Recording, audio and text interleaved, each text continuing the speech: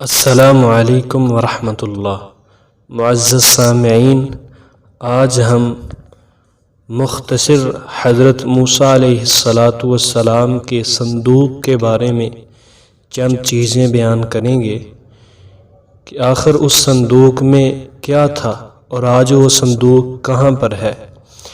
پہلی چیز جو صندوق میں تھی وہ تختیاں موجود تھیں جو اللہ تعالیٰ نے کوہ طور پر حضرت موسیٰ علیہ السلام کو عطا کی تھیں، جن میں قوم کے لیے ہدایت موجود تھی۔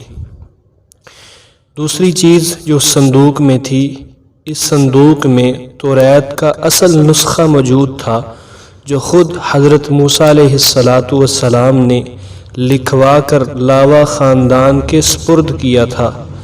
تیسری چیز اس صندوق میں من اور سلویٰ کی ایک ایک بوتل بھر کر رکھی گئی تھی تاکہ آنے والی نسلیں دیکھیں کہ اللہ تعالیٰ نے اس قوم پر کیا کیا انعامات کیے۔ یہ من سلویٰ اللہ تعالیٰ نے فرعون کی غلامی سے آزاد ہونے کے بعد صحرا میں آسمانوں سے نازل کیا تھا۔ چوتھی چیز اس صندوق میں حضرت موسیٰ علیہ السلام کا وہ عصا بھی موجود تھا جو ایک عظیم معجزہ تھا۔ اگر حضرت موسیٰ علیہ السلام ہاتھ میں پکڑتے تو عصا ہوتا اور اگر زمین میں پھینک دیتے تو وہ اژدہا بن جاتا۔ اس صندوق کو بنی اسرائیل والے بڑا متبرک سمجھتے تھے۔ جب تک یہ صندوق ان کے پاس رہا یہ ہمیشہ فاتح رہے، اور جب یہ صندوق ان سے چھین لیا گیا تو بنی اسرائیل کو شکست ہونے لگی۔ بنی اسرائیل والے اس کو فتح کا نشان سمجھتے تھے، لیکن سوال یہ پیدا ہوتا ہے کہ آخر وہ صندوق گم کیسے ہوا؟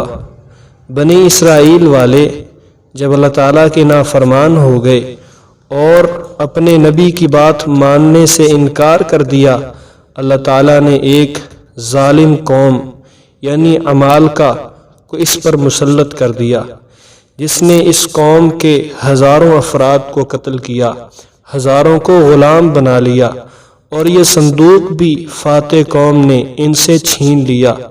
عمالقہ قوم نے بنی اسرائیل سے یہ صندوق چھین کر ایک بت خانہ میں بت کے نیچے رکھ دیا، مگر جب وہ قوم کے لوگ صبح بت خانہ میں گئے تو دیکھا کہ صندوق بت کے اوپر ہے۔ اسی طرح بت خانہ کے پجاری ہر روز اس صندوق کو بت کے نیچے رکھتے، مگر جب جاتے تو وہ صندوق بت کے سر کے اوپر ہوتا۔ آخر تنگ آ کر پجاریوں نے وہ صندوق نزدیک ایک بستی میں بھیج دیا۔ اللہ تعالیٰ کے حکم سے اس بستی میں طاعون کی بیماری پھیل گئی۔ بستی والوں نے بیماری کی وجہ اس صندوق کے آنے کو سمجھا۔ انہوں نے اس صندوق کو ایک بیل گاڑی پر رکھا اور بستی کے باہر اس کو ہانک دیا کہ جس طرف چاہے چلی جائے۔ یہ گاڑی بغیر مالک کے جا رہی تھی، کوئی بیلوں کو ہانکنے والا نہ تھا۔ اسی کو اللہ تعالیٰ نے قرآن میں فرمایا کہ وہ صندوق ایک زبردست فرشتوں کی تحویل میں ہے۔ یہ واقعہ قرآن میں موجود ہے کہ جب انہوں نے اس بیل گاڑی کو وہاں سے روانہ کر دیا تو وہ فرشتوں کی تحویل میں تھا، اس کو فرشتے لے کے جا رہے تھے، اور یہی گاڑی چلتے چلتے بنی اسرائیل کے علاقہ میں پہنچ گئی، جس کو بنی اسرائیل نے اپنے قبضہ میں لے لیا۔ اس طرح حضرت شمول علیہ السلام نے جو قوم سے وعدہ کیا تھا وہ پورا ہوا۔ وعدہ یہ کیا تھا کہ ایک غریب آدمی طالوت تھا تو وہ بنی اسرائیل کا بادشاہ بنا دیا گیا تھا، تو لوگوں نے کہا کہ ہم اس کو اپنا بادشاہ نہیں مان سکتے، یہ تو غریب بندہ ہے۔ تو شمول علیہ السلام نے فرمایا کہ یہ وہی بندہ ہے کہ جس کی وجہ سے تمہیں تمہارا صندوق واپس مل جائے گا۔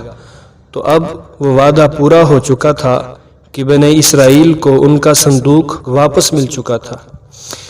بنی اسرائیل کو جب صندوق مل گیا تو بنی اسرائیل نے اس مقدس صندوق کو بیت المقدس کے تہ خانہ میں رکھ دیا اور اس کی حفاظت پر انتہائی اہم مذہبی رہنما مقرر کر دیے جو ہر وقت اس صندوق کے پاس رہتے۔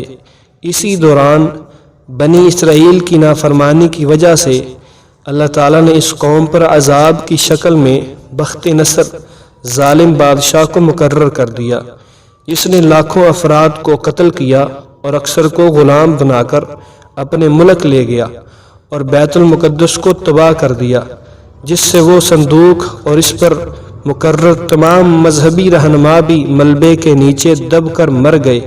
صرف ایک دیوار بچی جس کو بنی اسرائیل یعنی یہودی لوگ دیوار گریہ کہتے ہیں۔ اب بھی یہودی اس دیوار کو ہاتھ لگا کر روتے ہیں اور اپنے گناہوں کی معافی طلب کرتے ہیں۔ ان کا پختہ ارادہ ہے کہ عیسائیوں اور غیر مسلمانوں کی مدد حاصل کر کے بیت المقدس کو دوبارہ شہید کر دیا جائے اور نیچے سے وہی صندوق نکال لیا جائے۔ تو آج بھی وہ صندوق اس کے نیچے ملبے کے نیچے دبا ہوا ہے۔